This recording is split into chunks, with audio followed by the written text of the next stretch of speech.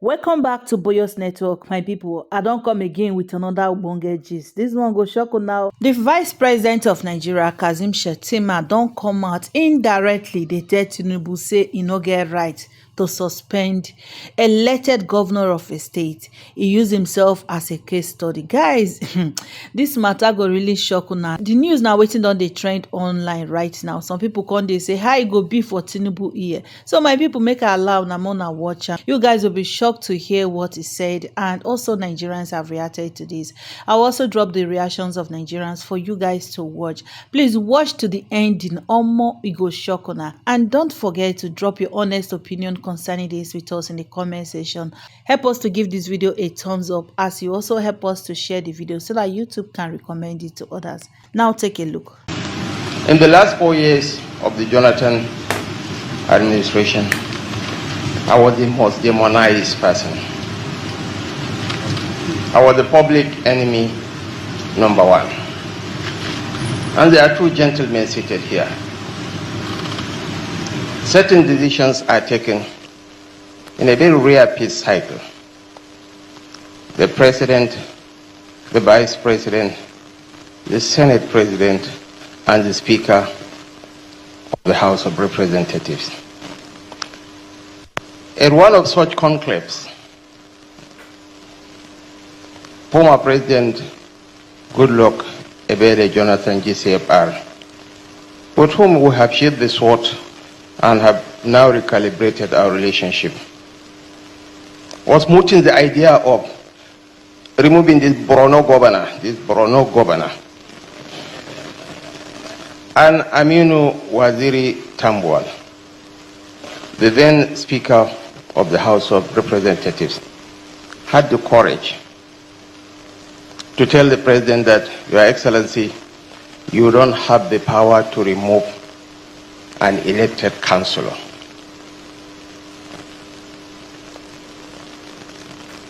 The President was still not convinced. He mooted the idea at the Federal Executive Council. I admire Mr. Mohammed Bello Adoke fundamentally for his courage and for his convictions and for his capacity to stand for what he believes in. He told the then President that, Mr. President, you do not have the power to remove a sitting governor, not even a councillor. They sought for the opinion of another SAN in the cabinet, Kabiru Turaki, who said, I am concurring with the opinion of my senior colleague. That was how the matter was laid to rest. His Excellency Senator Kazim Shettima, Vice President, Federal Republic of Nigeria.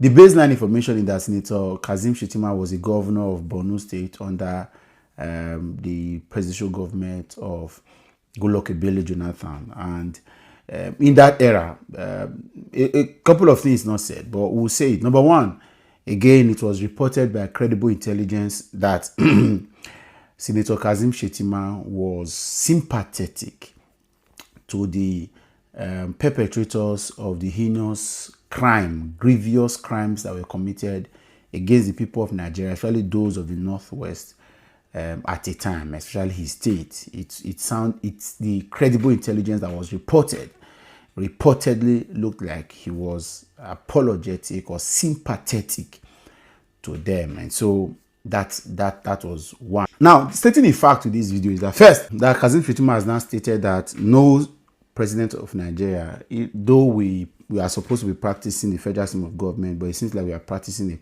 a presidential system of government. But Bola Tinubu has taken it a bit further into a quasi-military, presidential system of government, as it were. So, but he insisted that no president has the power to remove even a councillor. Even a councillor. That's what he said.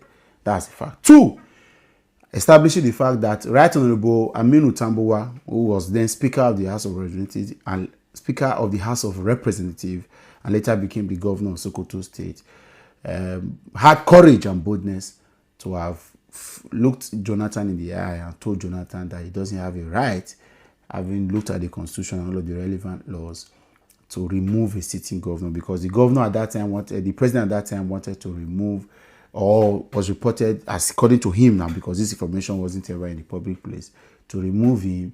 Of course, the presidency went on to get military assistance into the states to ensure that the state government cooperated and aided support to get the state back to sanity. So Tambuwa, and the main mention of several other persons, the Attorney General and Minister of Justice at the time, another SAN that was in the cabinet, spoke to Jonathan.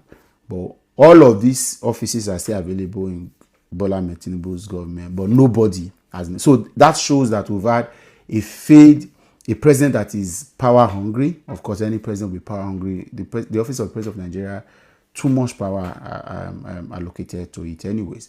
But then if you have people that have their head on their body, unfortunately, we don't have any. Babio and the rest of these guys, the current speaker, Shettima has shaded all of you to say you were not bold enough, you were not courageous enough. In fact, you are dunce for not being able to tell Tinubu to his face, just like Tambuwa did those years, that he doesn't have a right to remove a city governor. Two, it was also established now, Kazim Shettima also established that if you see all of the names he called, all of them were of northern extractions.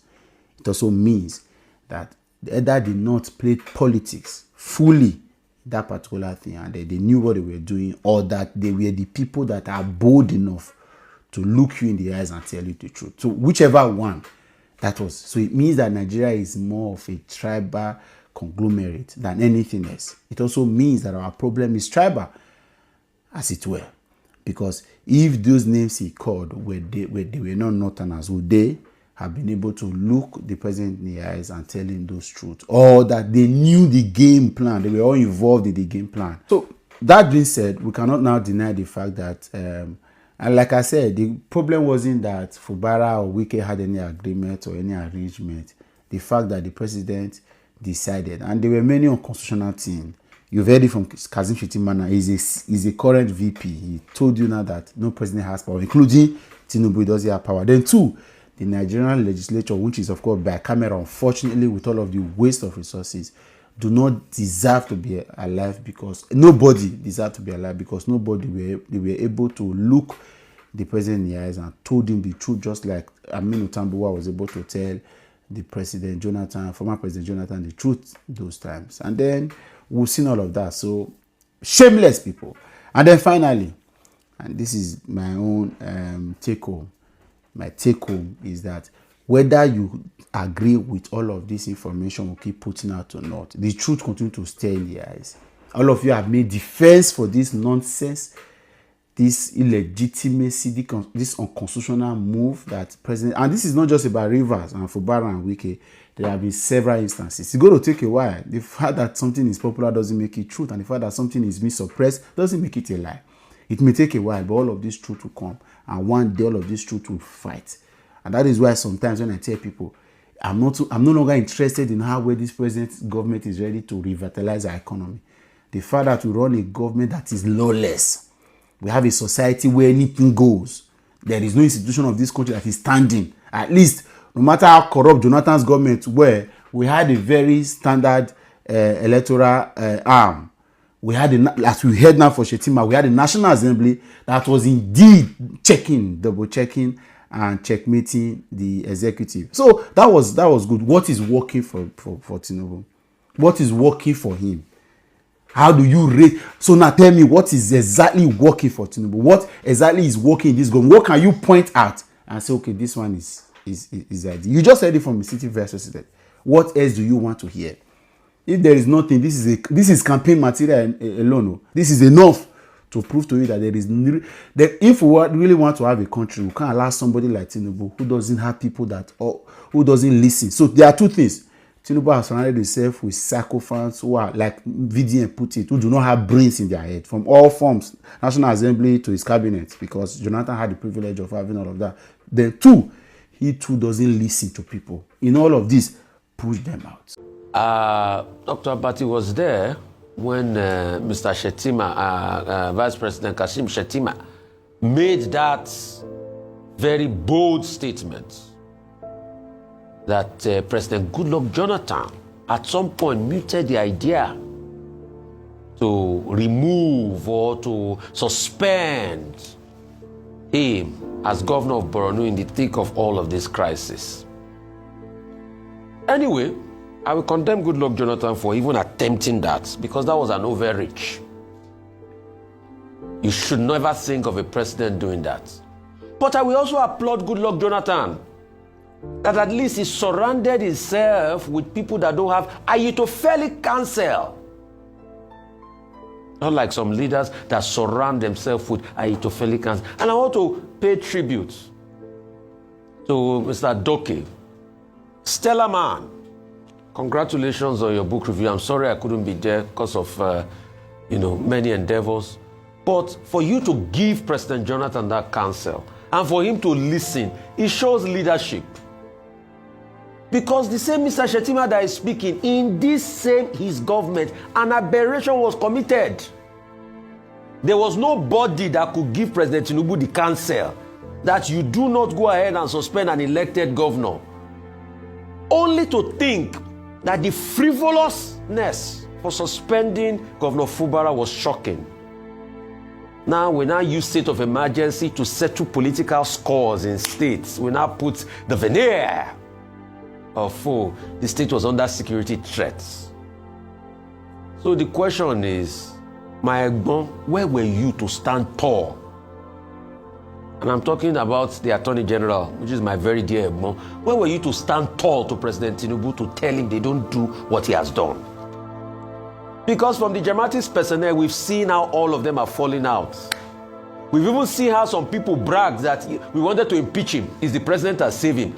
So by the inference of that statement, what it just means is that it was not because of any security concerns. Because Wike himself said it. I want to impeach him. President Tinubu saved him with state of emergency. So state of emergency is now what they use to settle political scores and save people from being impeached. What an aberration in our nation.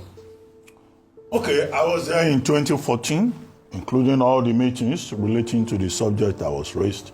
I was also there yesterday.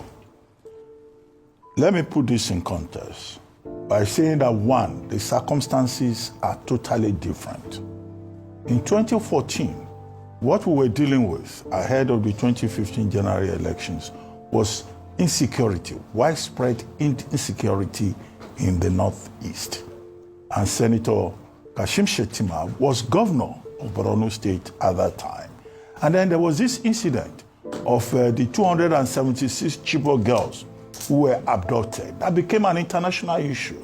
And, people giving it all kinds of phraseology. Christian students have been abducted. Borno State was no longer safe for Christians. It was in that context that the government was trying to find solutions. President Jonathan did not, on his own, take a decision. President Jonathan has this habit of always consulting his legal advisor, the chief law officer of the Federation. At that time, it was Mohammed Bello Adoke. And in the book that Mohammed Bello Adoke LCN has just published, at page 69, he singled out for President Jonathan for praise as a super respecter of the law. And we used to joke in those days, every little thing, my Attorney General, what does the law say? And Adoke will say, well, I'm a constitutional purist. I will only tell you what the Constitution says. We also had in cabinet then, Kabiru Turaki SAN, that Vice President Shettima referred to, who, as he quoted, said, he supported his senior colleague and brother SAN. And then, of course, Honorable Aminu Tambuwa was Speaker of the House of Reps at the time. He was also a lawyer. So it was not as if any decision had been taken. At the end of the day, the emergency that was declared in Borno State was just in a number of local governments where, Boko Haram said they had hoisted their flag and they were going to run a government. But nobody removed the governor of Borno State at that time. You may say, well, President Jonathan as Adoke has pointed out on page 69 of his book, is a super respecter of the law. Now, two, yesterday, Vice President Shettima did not use the word suspension. He used the word removal. There's a difference between suspension and removal. And truly, the advice that he was quoting, on the basis of which President Jonathan acted, there's nowhere in the Nigerian Constitution that the president of a country is given the powers to remove. The emphasis is remove. There's a difference between remove and suspend.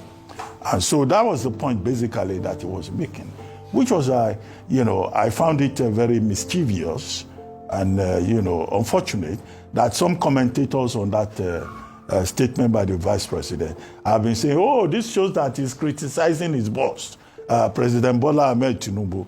No, he did not criticize President Tinubu. In fact, the environment was so jovial and friendly, and this was in the context of he saying, oh, in this hall, we have PDP, we have new PDP, we have the coalition, we have, the leaders of the coalition, and all of that. And everybody burst out into laughter. And then he made this point, just to acknowledge the commitment of the Attorney General of the Federation at that time, Mohammed Bello Adoke, to a purist and correct interpretation of the Constitution. The third point will have to do with what the law says.